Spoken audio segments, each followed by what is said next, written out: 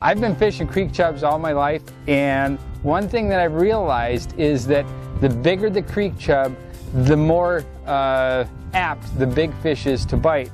But the question is, how big is too big? And in this bag, what I have here is I have about 3 dozen from anywhere from 9 to 12 and a half, 13-inch chubs.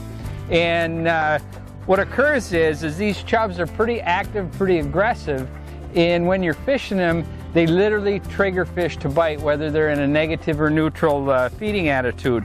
And the lake that I'm on today, northern Minnesota, very clear body of water. It's typically noted for the night bite, the evening bite. You can see down 15 to 18 foot of water. It's a deep, deep lake, 130, 140 foot. It has key rock structure, spot on the spot type places.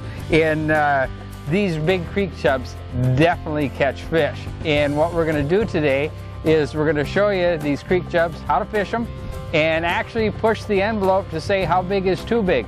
And I don't think they're big enough in regards to when it comes to a creek chub that you can definitely get them to bite. Look at some of those babies. There's some 10 inchers. Look at that one. That's got to be 12 inches or so. But we're going to rig them up and catch some big walleyes. The equipment that you need to fish these big minnows is really pretty simple. It's basically, what I'm using here is a Legend St. Croix. It's an 8 foot, it's kind of the flipping stick type bait. I like that long rod so I can pick that sinker up when I'm in the heavy rocks. I'm fishing a super line. This is a bionic braid. It's a 2.5 pound diameter, real small, like real sensitive, and fishing it on a spinning reel. I'm fishing 1.5 ounce slip sinker. You can use a big roach rig. I'm using a 10-pound fluorocarbon leader, but here's the whole deal. Basically, I'm using a large hook and a treble hook as a quick strike rig. And what I put on here are some rattle beads on the front and on the back. And as that minnow's moving and shaking, it actually triggers the fish with those rattles. So real simple rig. Everybody's used to fishing a live bait rig. This is just a modified live bait rig. I'm fishing deep structure, probably 27 to say 35 foot of water. I'm using that big sinker so I can fish directly underneath the boat, and that way it'll prevent snags, but also it keeps me connected to the bait so I can feel that minnow shake and I can feel the bite. With the quick strike rig, what happens, you feel the bite, let the fish run, and just start reeling. You don't sweep and set the hook very hard. You just start reeling and let that rod load up, and one of those 2 hooks will have the fish. So I'll show you how to rig these big minnows. The whole key is keeping this bait nice and lively. Now, a creek chub is a pretty hardy minnow. In here I've got a big old whopper. This is probably about a 10-inch creek chub. I might pull it out of the bucket here. And basically what I'm doing is taking the hook and just hooking it through the corner of the mouth, right there. And I take this stinger hook and put it right back behind the tail. Northern fishermen, musky fishing, very similar to this. But these are big whopper creek chubs, and having a live bait system that's well aerated. I have these Fraybill buckets. I also carry fresh water with me so I can change the water. But these are whopper creek chubs, and you keep them lively through an aerated system and they're going to catch fish for you.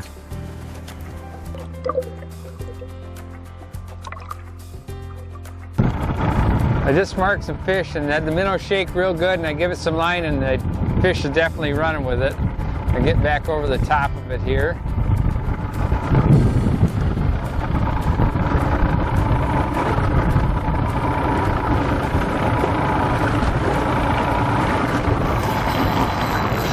There we go.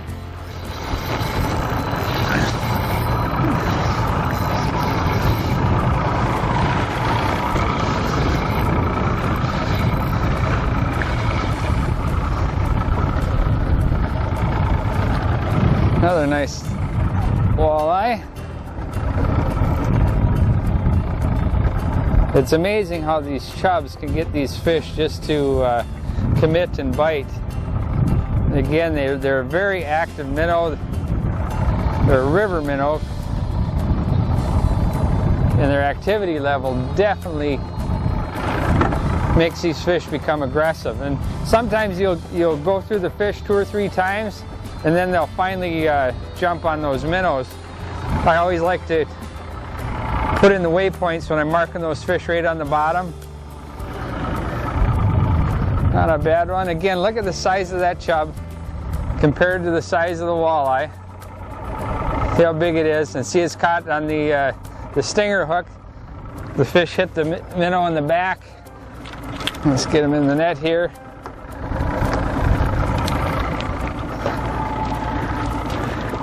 Not a bad fish. Again, you can see on the belly. This is always something when you're out there fishing, let the fish tell you what's going on. You take a look at it. Look at the underside, you see all the dots and specks. That tells me that the fish is laying in the bottom. They're in the structure. It reconfirms it in regards to the electronics. You're seeing the hook, the tail just come up off the bottom.